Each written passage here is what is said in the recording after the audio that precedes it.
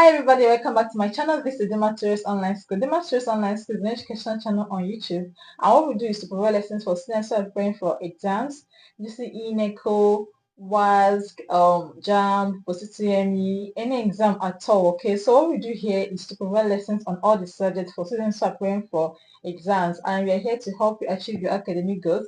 So today we are going to be looking at post-UTME past questions, and we're going to be focusing on UNILAG post-UTME past questions.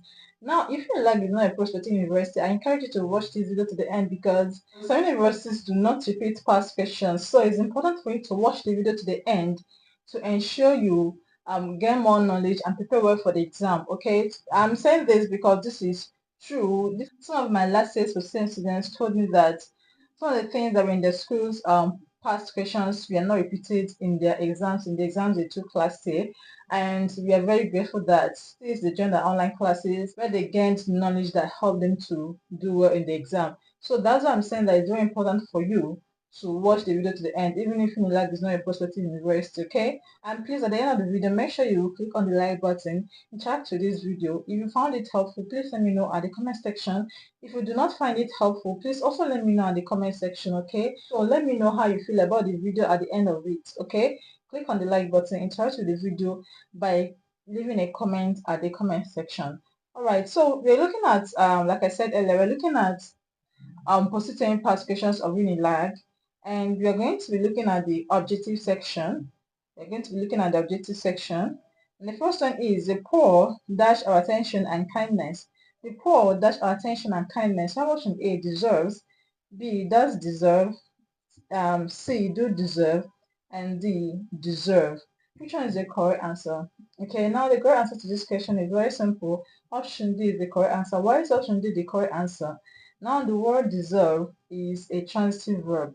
Okay, transitive verb is a verb that transfers action from the subject to the object. So a transitive verb is a verb that requires an object. Okay, so deserve is a transitive verb and does not go with does, doesn't go with do. Okay, you don't say I do enjoy eating rice. Okay, you say I enjoy eating rice, or you don't say he does enjoy eating rice. You say he enjoys eating rice. So whenever you have a transitive verb, make sure you don't use an auxiliary verb with it. Don't use an auxiliary verb with a transitive verb. Don't use an auxiliary verb with a transitive verb, except if the sentence is a question or the sentence is a negative one. Let's say, for example, he does not deserve our kindness. He does not deserve our kindness. Okay, now I've used does in this sentence because the verb deserve is in a negative statement, is in a negative sentence. Okay, so if the sentence is affirmative, if the sentence is positive, you don't use do or does or did with it. I hope that is clear. So that will make us strike off options B and C,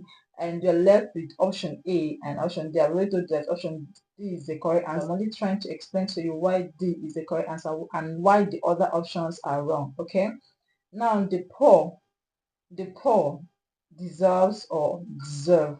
Now will you say deserves or will you say deserve?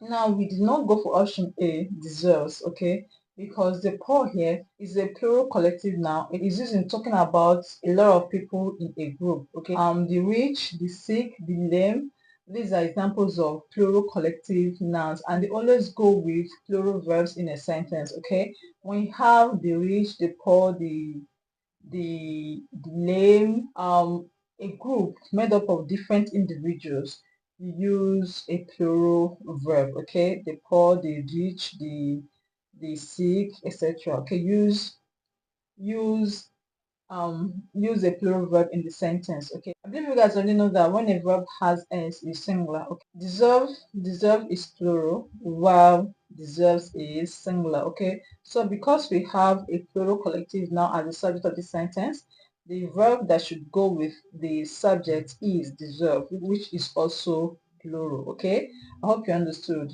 So let's move to the next one. We have he dash not absent himself. He dash not absent himself from lectures. He dash not absent himself from lectures. We have theirs, we have there, we have in there, and we have do there. Okay. Now this question is similar to the first one. Now this question is meant to test our understanding on how to use the auxiliary verbs. Now first, Auxiliary verbs, you know what auxiliary verbs are? Helping verbs, okay? First, you don't use two auxiliary verbs. You don't use the primary auxiliary verb and the modal auxiliary verb together in a sentence, okay? You won't use primary auxiliary verbs include do, did, does, is, are, was, were. Okay, these are primary auxiliary verbs. You don't use them together with modals in a sentence, okay? So you don't say he didn't dare or do dare, okay? So option C and D are incorrect, okay, because we don't use auxiliary verbs in a sentence, okay? Now we are left with options A and B, okay? Now we have an auxiliary verb. Now we have an auxiliary verb in the sentence. The auxiliary verb will retain its form, okay? Auxiliary verbs do not change their forms. They are always written in their base forms, okay? You don't have theirs. You don't just like auxiliary verbs include can, could, may, might, way, would, there, ought, etc. Okay, so you don't say wills. You don't say he wills come. That's incorrect. Okay, so you don't say wills, you don't say can't, you don't say could, you don't say mays, you don't say might, you don't say so auxiliary verbs do not agree with subject of a sentence, okay? They are always in their base form. They retain their forms. They retain their forms. They do not change their forms in a sentence. Do you understand? So you don't say ought, or you don't say she ought to have come, okay? You say she ought to have come, not she ought to have come. You don't say wills, you don't say can'ts, okay? Because all these are models. They are modal auxiliary verbs, and like I said, modal auxiliary verbs always retain their forms. They don't change their forms in sentences. Do you understand? So theirs is wrong. Okay, theirs is wrong. You don't say he dares not. You say he dare not. He dare not he dares not. He dare not absent himself from lectures. He dare not accept himself from lectures. I hope you're following me. Okay, do not forget to like the video and let me know if this lesson makes sense to you and if you want me to bring more of these lessons to you. Okay, now let's see the next question. Now the next question is on oral English. In case you didn't already know, I have a book on oral English that will really help you in preparing for any exam on oral English. Oral English Guide for Senior Secondary Certificate Examinations is what you need to help you prepare well for any exam on oral English. Okay, endeavor to get it.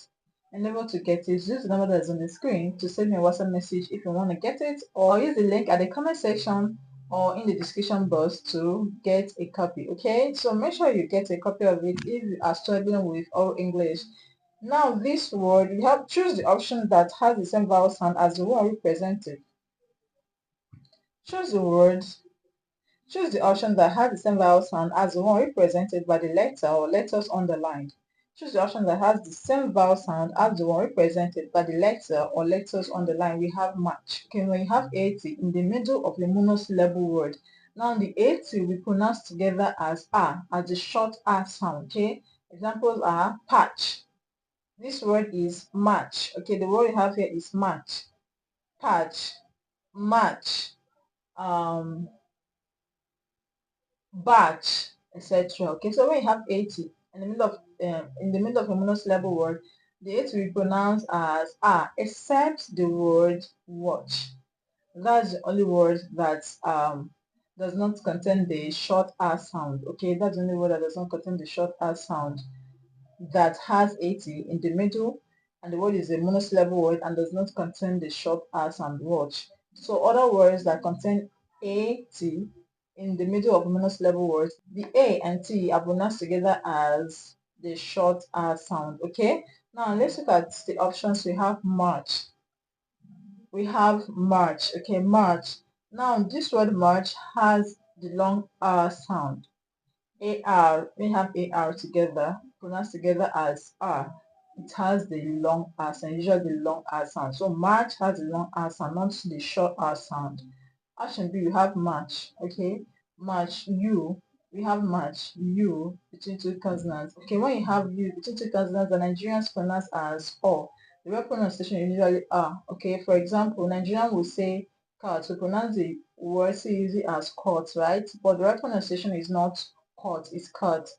And Nigerian will pronounce the word HUT as hot, right? But the right pronunciation is not hot but hot. And Nigerian will say sun, S-U-N, sun. But that is not the right pronunciation. The right pronunciation is sun. So when you have you between two consonants that Nigerians pronounce as O, the right pronunciation is usually an.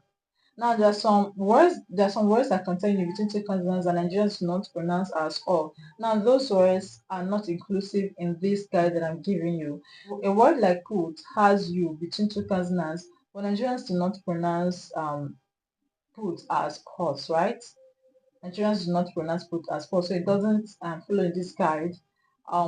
B-U-L-L, Nigerians do not pronounce B-U-L-L as ball, right? P-U-L-L, Nigerians do not pronounce P-U-L-L as Paul. So I'm talking about use between two consonants that Nigerians pronounce as O, okay? Those ones are the ones that have this sound. Okay? Hungry, sun, etc. So many of them. So I'll just get the book or English guide. You learn a lot. You learn a lot, okay, from the book. You learn a lot. Just get the book and read it. You learn a lot from it. So match is not correct. It doesn't have the short R sound. Now let's look at the next option. We have bait. We have bait. Now the A in bait has the A sound. It has A sound. Now option D, pipe is the correct answer, okay? When you have A, between two consonants in a monosyllable word, it usually contains the R sound, except when after the last consonant you have the letter E, which we call the same letter E. Okay, a situation where you don't have the letter E, like in option C, I have A between two consonants. Now the A will be pronounced A, okay, short R sound, just like park, park, park, option D. Also option D, like I said, is the correct answer. So to the next one.